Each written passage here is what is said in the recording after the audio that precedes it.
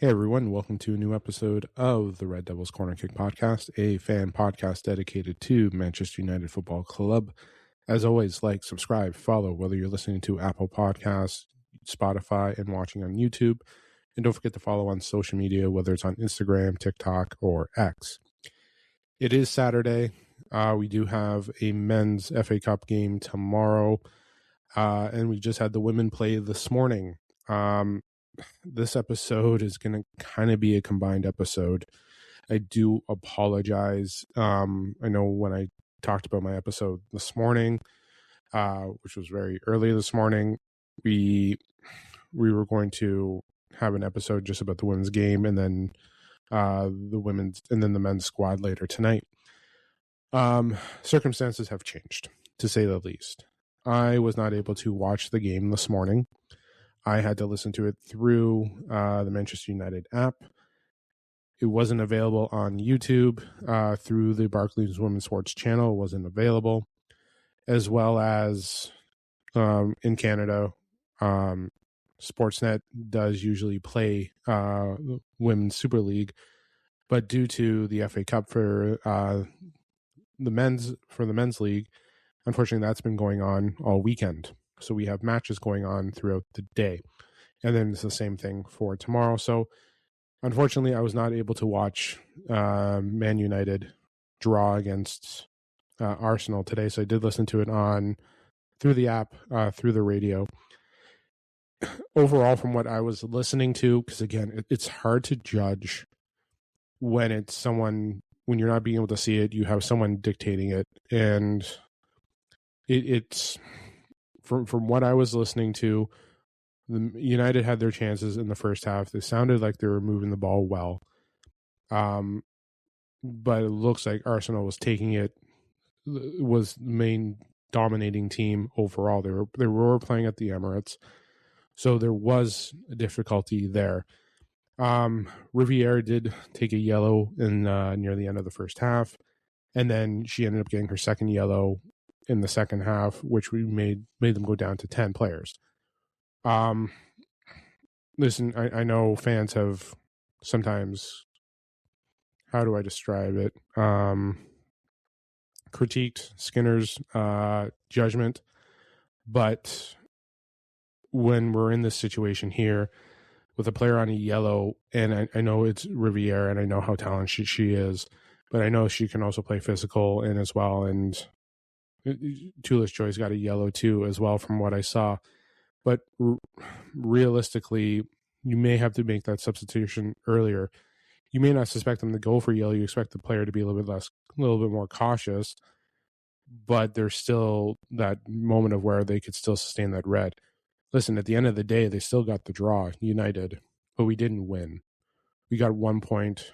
They were able to secure an additional point. So we're still outside that top three, and we definitely need to bounce back. We do face Arsenal again in a week. We do have Burnley coming up for another match. So Riviere is going to be she should be out, I believe. Let me just pull up United's schedule for this. Just give me a moment here. Fixtures we drew today. So we have Women's FA Cup against Burnley and then Arsenal Super League. So potentially we won't have Riviere for the next match. She would be suspended. And then Arsenal, she would be back again for Arsenal next week.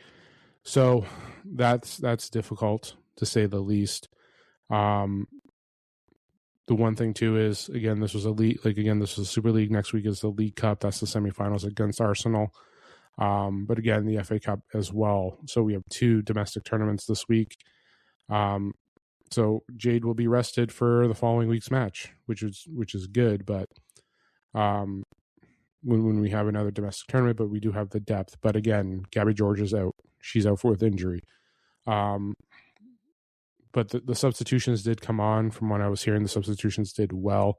Just unfortunate that when you're down to 10 players, it does change everything. Uwojo did come on.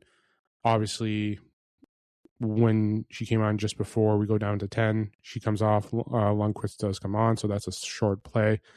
Unfortunately, like I can only again, audio, I will have to wait for the highlights to come out. I know YouTube is usually good on posting the full game under the women's league, so I'll be waiting for that to do that. So when I get an opportunity to fully watch, I will release my player ratings. So there will be no player ratings today, unfortunately. So we'll take a look at that. But again, we can look at it as a draw. We look at it as a clean sheet, a point. We didn't lose all three, but we definitely lost two. But again, they were able to hold on. Arsenal played well. They were the dominating team, to say the least. And I can't give much more on that, especially when you're listening to an audio of the game. Once it comes back, I'll give a better update on the Arsenal game. I will. It's just unfortunate that I wasn't able to watch it. And it sucks because I was looking forward to it. And I know with the FA Cup going on today for the men, as well as YouTube didn't stream it. It wasn't available. I did try to see if there was anything going on with through Arsenal to see if they can do so anything or any streams. Unfortunately, I was out of luck. Unfortunately, on my end, where we are, it was limitations. So obviously here I am in North America, Canada, so it can be difficult. Nothing against Sportsnet. Listen, you're playing the FA Cup. There was games going on today. I believe Aston Villa and Tottenham are going on. So unfortunately, no women's game. So I wasn't able to watch it. It wasn't available for me to watch. Even when I tried through the Sportsnet app, it didn't look like I was able to find anything either, which sucks. But if I did miss something, that is on me. But I will be trying to watch the highlights and give you guys a better recap of the draw against Arsenal too. So unfortunately, limited an error on me, which again sucks because I can't give you guys more of an update in my review and my opinion on how the match went as well. So that being said, this will be a combination episode. Again, I'm going to move on to the men's squad, just because again we have a lot of stuff going on, ex-players talking, as well as I'm going to preview the Brighton match. We have an FA Cup match tomorrow as well, so I'll be discussing that too. But let's catch up on the men's squad. Okay, as you know, it has been, how do we say this, a long week for Manchester United men's squad. We had our first match with Darren Fletcher.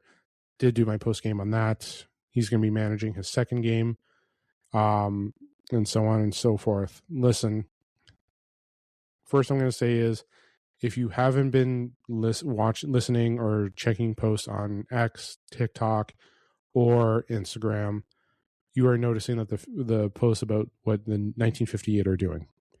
They have organized a protest, which is happening on February 1st in the Fulham match. So they will be protesting the Glazers, Ineos, the ownership model, with everything that's been going on with that, including the sacking of Ruben Amorim. I almost said Eric Ten Hag. I caught myself and said Aaron. It was Ruben Amorim as well. So they will be doing that. So please keep an eye on that. I have been reposting stuff from the 58. And I made and I'll be honest with you, when the season started, I was one of those just to see how it was going to progress. It had nothing to do with them signing Baliba. It was just, they were looking at the build, trying to get everything going, trying to start the new phase. You had Sir Jim talking about 3 years of Ruben Amorim. January comes, he's sacked because of Amorim's comments. You're finding things out from behind the scenes of how things went with him and Wilcox. Listen, at the end of the day, we know this is a screw-up by Wilcox, Barada, and Sir Jim. That's what it is. In the end, they got called out. We're finding out things that sounds like they're interfering more than they should have, and things went the way it was. They knew the style of play. They agreed to the style of play. They let him go and all that and so forth. Listen, Dan Ashworth was let go because he told them how things were going to be done. They took it the wrong way and sacked him. They brought in Amram. Amram had a style of play. He needed to do stuff. Like, in the end, this is all on Wilcox, Barada, and Sir Jim. Amram, I believe, was the right guy to start building us this. He was building a foundation. That takes time. I know people want results. United fans want things now. But unfortunately, and I've had this discussion before, there's members of this fan base, fan channels included, that don't have the patience, that expect things done now. They do. They expect everything to be happening now. Even though they were told that we were going to be shit and that we would not win the league or anything, they knew. They still expected Premier League performance. They still expected us to act like we were the 99 Devils, but we weren't.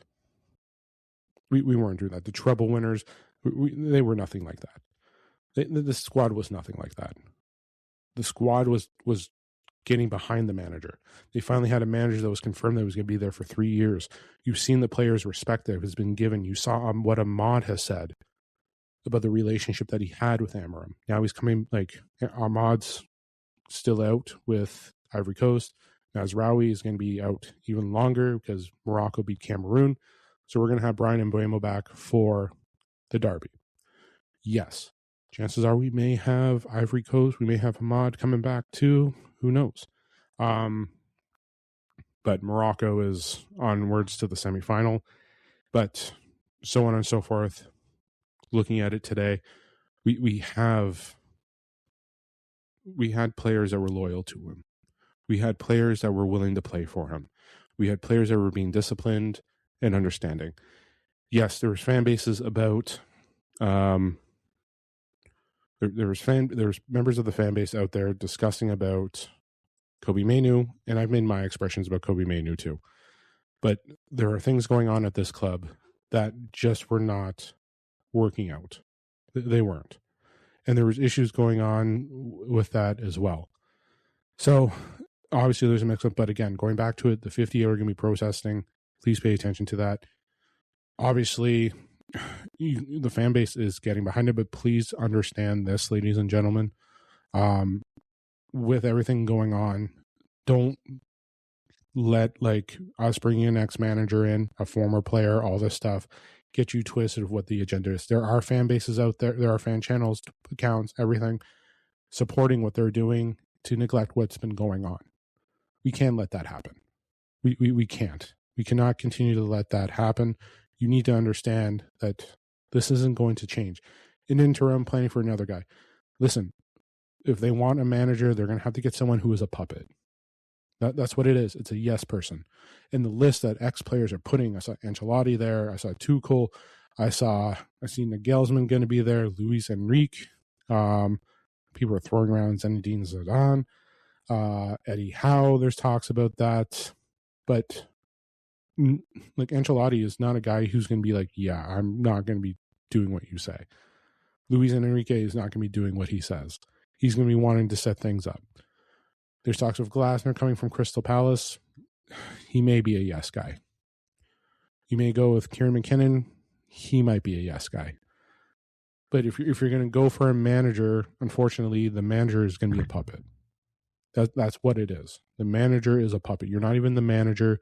You're going to be called, air quoted, a coach. So you don't even get anything. You're just going to be told what to do and boom, go out and play and yada, yada, yada. You'll be judging your results. I'm sorry to say, but that model is not going to work. That model failed. Amram fought back, ladies and gentlemen, and that's what was done. I knew the results were going to be the greatest. When I did my preview, I've mentioned it before in previous episodes, we were going to be battling just to be in the second half, in that top half of 10. I mentioned the clubs who were going to be with us. Some of them are there, some aren't. But we were going to have a battle there. And right now we were sitting in 6th, ladies and gentlemen. We were sitting in 6th. And then we were going to be facing Burnley. And say what you will, nothing against Fletcher.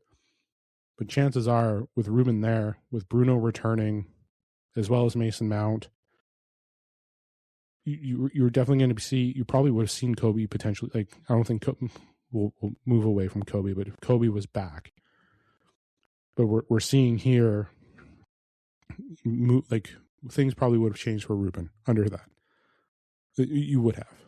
We probably would have seen change. We would have seen something there, but realistically, if we were going to do his 3-4-3, you would have seen Bruno at the 10 either way, I believe. Realistically, I think Bruno was going to be at the 10 if he was healthy and good to go. You would have had those two guys in the middle. If Kobe was good to go, he would have been coming out as a sub, so on and so forth. The midfield issue was always going to be there. It didn't matter what the formation was. It didn't matter about the 4-2-3-1. It didn't matter about that. It didn't matter about anything. The matter was the midfield issue. Bruno wouldn't have been in that midfield. He probably would have been at a 10 with Ruben, and he would have done the 3-4-3 to continue on to fight. And chances are, I'm saying this to be respectful, and nothing against Darren Fletcher. Chances are we win. Chances are we probably win against Burnley. Nothing against Burnley, whatever, but things do change when you have the manager and things are different. To say the least, there would have been a difference. So we'll leave that there for you to judge.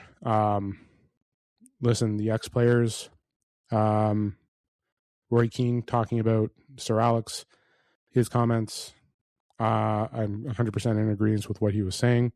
Nothing against the history of what Sir Alex Ferguson has done for this club. We know it, and I've stuck by for what, when I talk about it as a reference of what he had to build, what he went through to get everything going.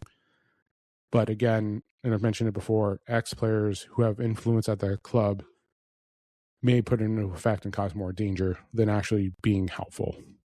He's made his reference about Darren Fletcher being a future manager. He's talked about former players that he's But again, we're still in this rut. We shouldn't be trying to, I never believed Ruben Amorim was going to be the next Sir Alex Ferguson, but he was definitely going to be the next manager to build us a future. He's not looking for the next Sir Alex. We're looking at the next manager that can build an environment, build a foundation to a future to get Manchester United back to that situation. Someone who build the foundation, get the players going. Amorim didn't dislike the academy, but he knew what the academy was. Darren Fletcher, no offense, in his press conference, from what I'm hearing and people reposting, it sounds scripted and basically what the Glazers want to put out and have someone say that. Seriously, and nothing Glazers, but it's sounding like something that's being written. The false, I'm reading in between the lines here. From when I'm watching that and I saw that, I was like, okay, everyone's talking about the academy. Let's get our managers talk about how the history of the club and all that stuff. Listen, there was situations there. There was. And listen, the academy was there. Amorim just wanted to protect those academy players. He will bring them on, but he has been honest about the way the society is today. The way they are. The way people are talking about Shea Lacey because he hit a fucking crossbar is blowing my mind. It is. He has the ethics. But the one thing that's going to feed into his head, because people talk about him being like Phil Foden. Okay, great. He may have the same style, but don't let that get to his head. He hit a crossbar, he had a movement, boom. You can talk about what he did at Aston Villa, great. But at the end of the day, he may show that sign, but he has to still come on as a depth piece. He can't be starting. And there are people who have talked about starting for games and then coming on for games, how there is a difference. And there is a big difference. Maybe they entertain the start tomorrow, maybe, for an FA Cup. But realistically, he should be coming on tomorrow. He should just be coming on. Same, again, if there's an opportunity against Arsenal, Manchester, future games, because I know those are our next two. We have City in a week, and then we have Arsenal the week after. But realistically, Ruben was protecting the youth because, again, he saw what the fan base was like. He did. We knew what Cheetah was. We knew how talented he was. He came in. He didn't change games. He was there in games, and you saw some positivity, but he was young. Still raw. Shea Lacey, again, talented, can move the ball. Young, still raw. Montanto, Fredrickson, young, still need time. Aiden Heaven is young, still needs time, but he is progressing. You're seeing what he is doing. He has been ready to be in those roles. He was starting for games last year and excelling in that. And he's done well, especially with the pressure. When you're in that back, the way the D has been, and when you wear that badge, the pressure is going to mount. But the academy has always been there. He has been starting, like he has placed academy players in games. The problem is we cannot get into a situation.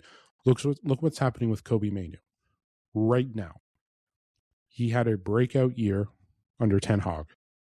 Yes, he went to the Euros. He excelled well, so on and so forth. He got himself injured, couldn't play for Ten Hag for a few months, came back, wasn't fully there. Ten Hag is sacked. And then you have Ruben Amorim coming in. Again, actually, sorry. No, the injury happened after Ten Hag. So you have him coming back, is exhausted, the amount of time, not himself, but still people are expecting him to start. He was starting and he was struggling. He wasn't playing the best. He got himself injured when Amorim came in, got himself in, trying to find places. Yes, he made some moments, but he hasn't taken control when he's gone into games. We gave him the opportunity to start against Grimsby. He did not start well. We had to bring on those substitutions. Bruno had to come in and we ended up getting 2 goals back to force the draw and go into penalties. We also had issues where even Burnley, he wasn't the best. Games that he has come on. And yes, I'm well aware of the conspiracy of that injury. But, and again, and I mentioned it before, Ruben was trying to manage him and protect him and get him right. There is a sense of entitlement when you are at that position for what you've gone through. We get it. But there's also a thing called taking a step back and developing. You had to.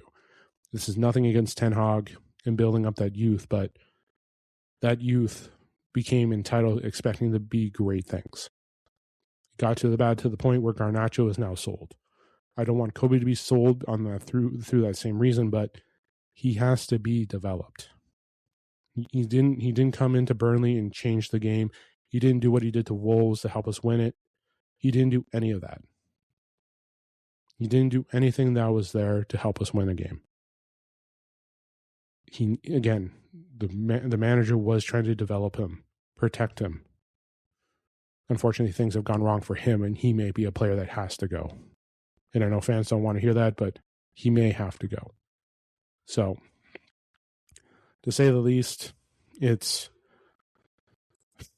not something I wanted to talk about and all that stuff. But again, we are at a situation where United, they're in a mess, to say the least. The way this whole situation has gone this week, and from what we're hearing from more reports throughout the season, it has become the nicest way to put it. I think the words would be a fucking disaster. To say that it's a fucking disaster.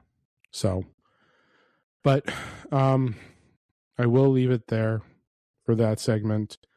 More to come as the game goes on. But realistically, United's next manager, whether it's an interim or whatever, is going to be a puppet.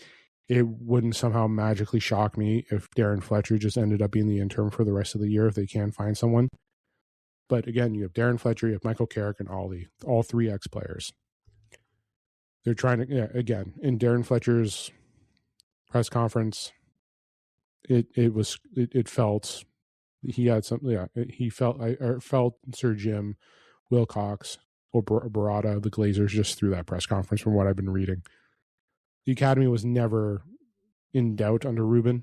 It was never in doubt under Ten Hag. But to say the least, you want to make sure that those kids are developed correctly. Some of them, they had to be developed correctly. You wanted to them. Because again, this fan base will chew them out faster. If Shea Lacey started tomorrow, did nothing, and we lose 3-0, there will be a chunk of the fan base going after Shea Lacey, saying he's done nothing.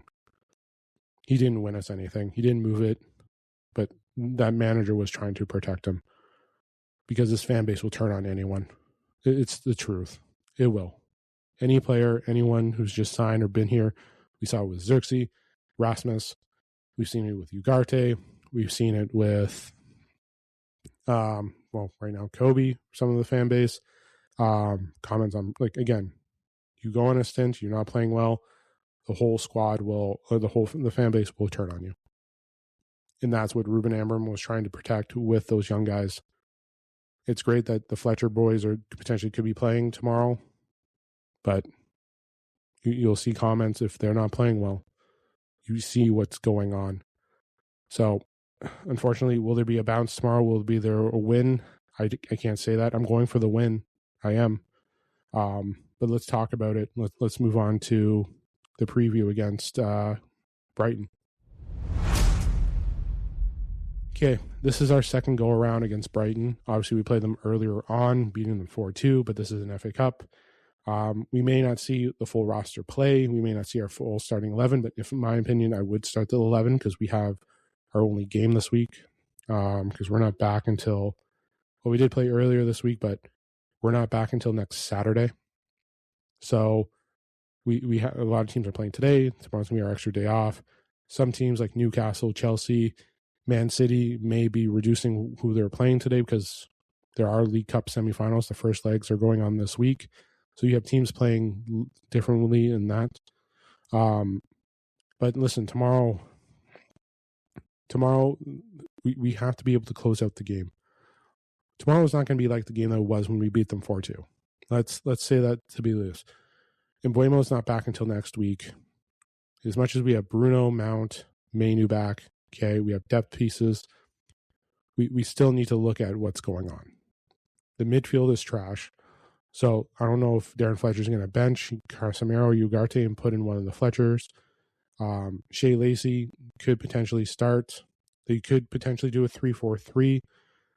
For all we know, if they did a 3-4-3, then potentially Shea Lacey starting, or if they do a 3-3 or 4-3-3, are we going to see Shea Lacey there instead of Dorgu, or are they going to keep it the same as it was against Burnley? And chances are it's probably going to be the same. It will be, because again, we don't have a game till next week, and to be fair, you may want to give some players rest, but you don't want to give them too much rest because again, there's going to be rust there. There's going to be opportunities but one of them is not going to be starting next week. Brian Mbeumo is back later this week. We may have a mod back this week. So you're going to want to get those players in now to get playing time, because next week you have two players that are going to be rested and rejuvenated, ready to go, potentially. We know one will be there. Brian Mbeumo will be there. He will be. So we know he'll be starting, which means something like Dorgu will not be starting there, which means you're going to have to look to find a place for Dorgu. And then you're going to have the front three of Sesko and Cunha, and then Bruno with them as well. With, again, if Mainu is 100%, you might be seeing Casemiro or Ugarte gone. So there's definitely going to be some changes. So today is going to be the last day where you can have some of those players that you did against Burnley, but there's going to be change next week. There is. Ivory Coast, I believe, is going today. I believe they're going today. Yep. Let's just check. AFCON. Where is it? African Cup of Nations. Yeah, they're playing at 2 p.m. today against Egypt. So, right, yeah. They're playing Egypt at 2 o'clock. So potentially we may be finding out that Ivory Coast or Ahmad will be back. Potentially. We find out today. It's 50-50. He's either there or not. But realistically, there's going to be changes next week when we play City. And you need to make sure everyone's all hands on deck when we play City next week. So, but yeah, for today, my lineup and everything that I had going on, I'm going to be keeping it the same. And I'm just going to pull up my lineup right now. So just give me a moment here.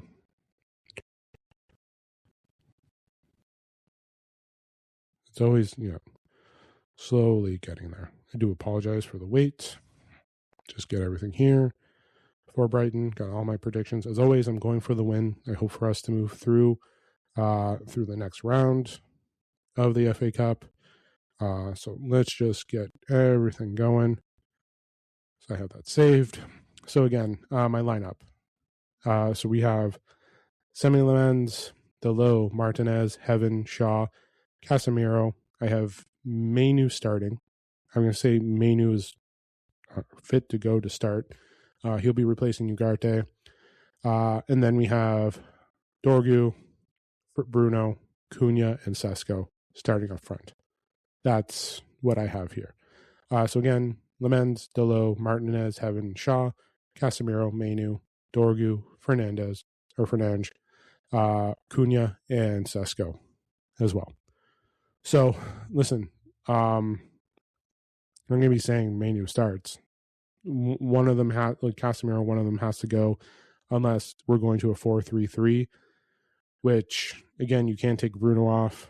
Cunha has to be on there, so does Sesko, unless Fletcher decides to do a magical false nine, which I don't think will happen unless you're going to push Bruno to the mid, to say the least. But I think it's going to be similar to what he did on Tuesday.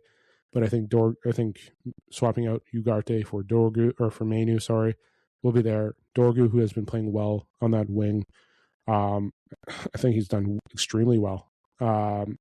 Definitely has been one of the most consistent ones.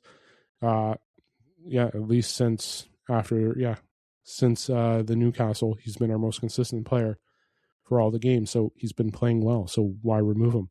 Which is going to be tough next week when Mbeumo comes back. How are they going to do those adjustments, especially when you're playing a big match against City? Whoever the manager is, because potentially this is Darren Fletcher's last match as the manager, because the interim may be in soon. We know it's going to be between Carrick or Ollie. But please, I'll talk about that after. I'll make my comment again after. But yeah, like they have to keep the ball, they have to move in. But again, protecting that midfield has to be there. It has to be. They have to control it. They have to move. They have to be able to stabilize it. I don't care that we won 4-2 last game. Just like with Wolves, Burnley, and all that. I don't care that we've won the last game. All I care about is what they do this game. That last game doesn't get you a guarantee for today. It doesn't. So we may lose tomorrow. I'm not saying we're going to, but I'm saying is we can't go into this mentality of, well, we kicked their butt last time. We had Ahmad in Mbeumo. We even had, I believe, Mazraoui in the rotation. We had opportunities there. We did. Actually, Aiden Heaven was there. Aiden Heaven assisted Brian Mbeumo's goal. So we can't have the mentality going into it. They have to control the passes. They have to move in. They have to fucking finish. As always, like I say, consistency, discipline, and finish. Like, that's the problem. They consistently been tying. Discipline, no, because they've been letting in goals, and they haven't been finishing because last week we had 10 shots on target, though some of the shots just went directly to the keeper, and then you have 30 shots attempts. Cool. Obviously, finish didn't work.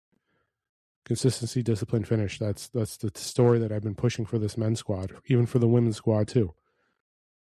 They've consistently been tying. They haven't been disciplined enough because they're letting in goals and letting teams come through, and they can't finish a shot. Even if they're standing in the net holding the ball, the keeper will somehow find a way to save it. To say the least, yeah. So there's a lot of pressure going into tomorrow's game. And if this board, and I air quote board, I'm sorry you can't see me do it. They want European football. They should have kept the last manager. But there's a struggle there because, again, we go out tomorrow. We go out. We have to fight through the table. And the way things are going right now with Manchester United, there's a risk that that's going to be shit and gone. So this squad has pressure tomorrow. Darren Fletcher has pressure tomorrow of trying to secure and get an opportunity for Europe, which we don't know. Again, I'm hoping for a win. I hope going on to the next round. I always say that. But this is the big game. Right now, this is our game of the year. I will say it. The game of the year right now is Brighton because, again, we're out, we lose an opportunity at Europe, which means another X for the great Ineos Wilcox brought aboard. A nice big fat X. Another strike. Way to go. So, like, again, these players have to show up. But sometimes when the pressure is on these players, they don't. They don't show up. They don't. Like, again, yeah, they don't. So, I am sorry for being rude, but this is a big game tomorrow. It is. Like, in the end, I'm sorry for emphasizing now at the end, but it's a big fucking game tomorrow. Ineos and them have basically said Europe is the goal. Obviously, the League Cup is no longer there because we lost that in Grimsby.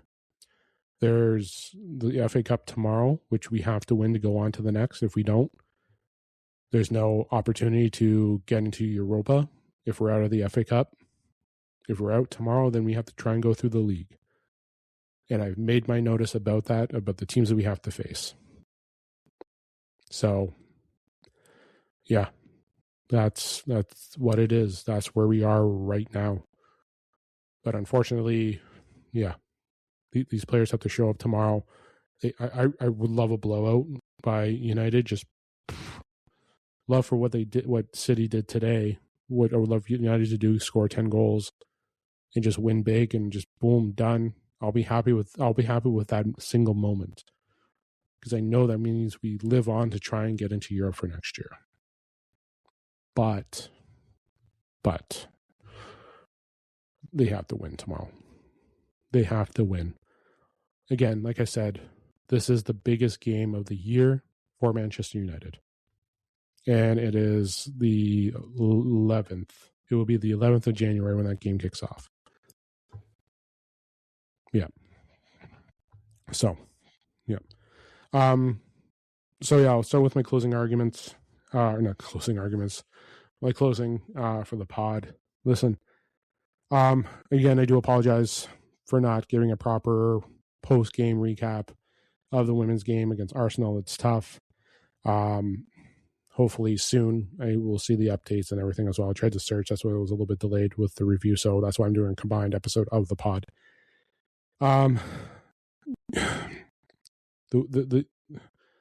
Please support the protest. I wish they can do the protest tomorrow, and you can boycott the FA Cup as well. It's up to you. At the end of the day, we know the ownership doesn't care, but don't let everything that's been everything that's been spun this week change your perspective. Don't. Ineos knew what was going on. They sabotaged it. Glazers knew what was going on. They don't care. It is time to get on board and fix everything and push forth the opportunity to get this ownership, no confidence and everything. Like, support the 58. Support what they're doing. So, then for the men's squad, listen, consistency, discipline, and finish. It's the biggest game of the year tomorrow. Europe is on the line, and they need that. We're going to be struggling with the Prem to try and even fight and get close to Europe. So we have to try and maintain ourselves in the FA Cup. So make sure you keep an eye on that as well. So that's all I'll say. So I'll talk to you guys tomorrow after the Brighton United match. Then after that, back Tuesday as well. Catching up on United, everything, women's squad too, because I believe we have a game. We have a game on the 15th. Burnley's in the middle of the week, and then Arsenal after that. So keep an eye on that, and then I'll do those post games and get everything ready as well. So, and then I'll post my ratings for the women's squad once I see the full highlights, because again, it's hard to give a proper rating when you don't see the game, but you're listening to it being commentated as well. So, yeah. But yeah, enjoy the rest of your Saturday. Enjoy your weekend. Enjoy the match tomorrow as well. We got to pull out a win. We have to secure Europe. So, yeah, enjoy the rest of the weekend. Enjoy the match. I'll talk to you guys tomorrow. This is the Red Devils Corner Kick podcast. Glory, glory, Man United. And and don't forget, like, subscribe, follow, whether you're on Apple Podcasts, Spotify, or YouTube, and Instagram, TikTok, and X as well. Once again, this is the Red Devils Corner Kick podcast. Glory, glory, Man United.